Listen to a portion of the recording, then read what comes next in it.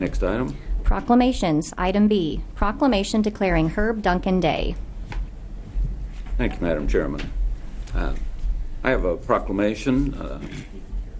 It reads, whereas Herb Duncan valiantly and honorably served in the United States Navy from 1958 to 1962. He was stationed at Clark Air Force Base, Subi Point Naval Air Station in the Philippines for 2.5 years. And whereas he is a proud member of the American Legion Post 4, works diligently at recruiting veterans and active duty military to become members of Post 4, works tirelessly in securing donations for many projects critical to the mission of the American Legion.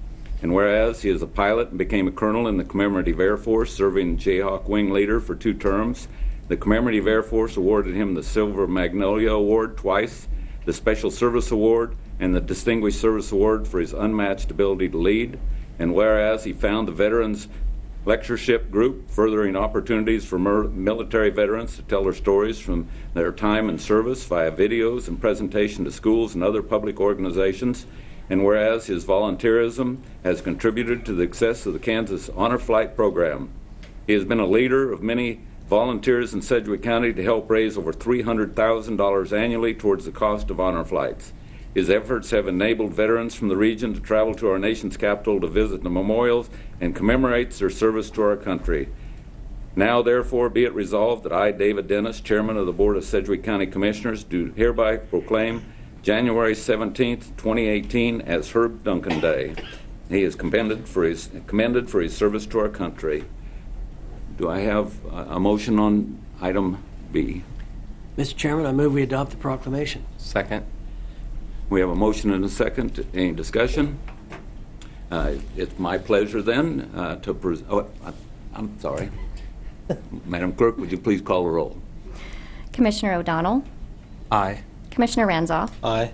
Commissioner Howell. Aye. Commissioner Unruh. Aye. Chairman Dennis. Aye. Thank you. Well, it's my pleasure to present this. I've worked with Herb for a number of years on a number of issues. It's a great honor to present that to him. Mr. Duncan, if you'd please approach the podium.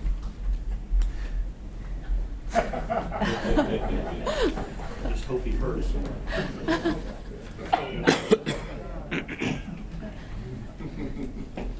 Did you hear all that?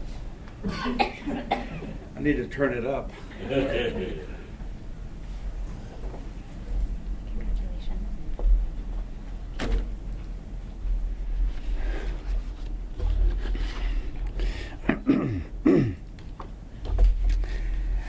For those who know me, I am without words.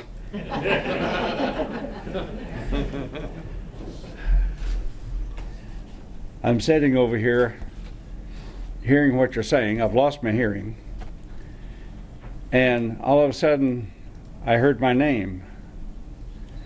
And I look up and I started reading your lips and putting the words and starting to put all this together. Because my anticipation of coming here today was for Kenny White, our board of directors member and also the commander of the American Legion Post 4 here, to receive a $28,000 grant that you folks were going to give to Kansas Honor Flight so that we could send a flight of veterans. But truly, this is a surprise. And you got me. You got me.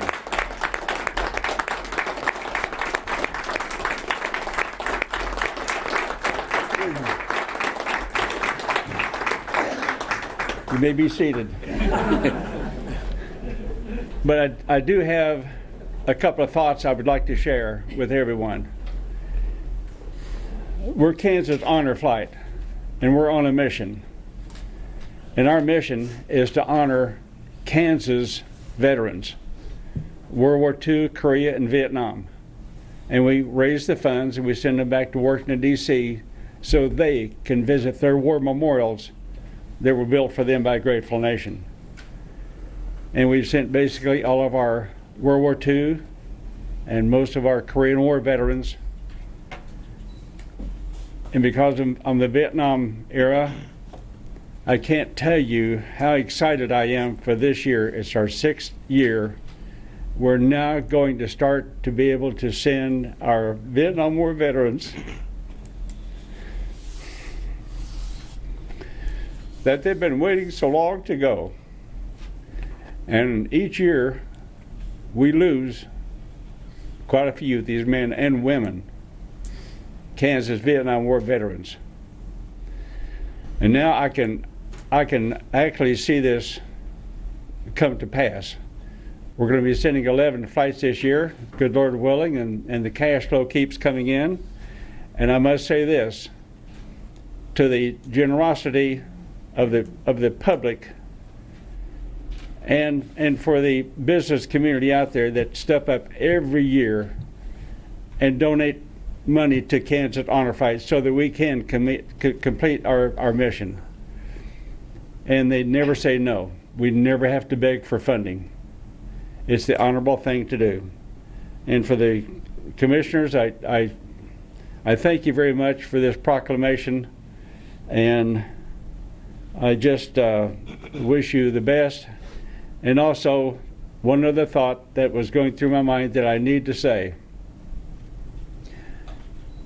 When we go to church and when we talk to people about praying, please keep in your thoughts, when you offer up your prayers to God, to please have Him take care of our men and women on the battlefield,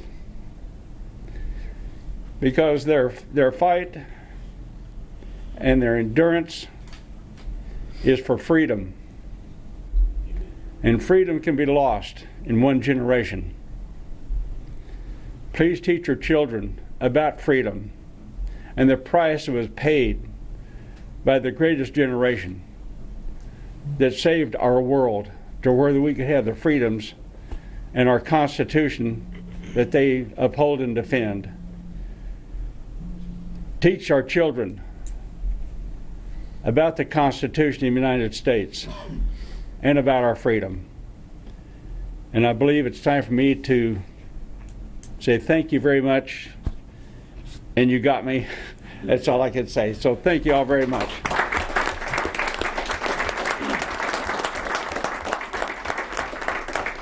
Herb, once again, thank you for all your service to our veterans. And as a Vietnam War era veteran myself, my brother, my cousin was one of the first Army nurses into Vietnam. I appreciate everything that you do for our veterans, Veterans Day Parade, Honor Fight, and so forth. And I also want to thank you very much for your thoughts about prayers. I did forget to thank Pastor John Olsey from the First Mennonite Brethren Church for being here today to give us our invocation. I want to make sure that I pass along that thank you. And again, Herb and his wife at his side all the time, Joe, thank you very much for being here. And thanks for all the folks from the American Legion for being here and representing us today. Thank you.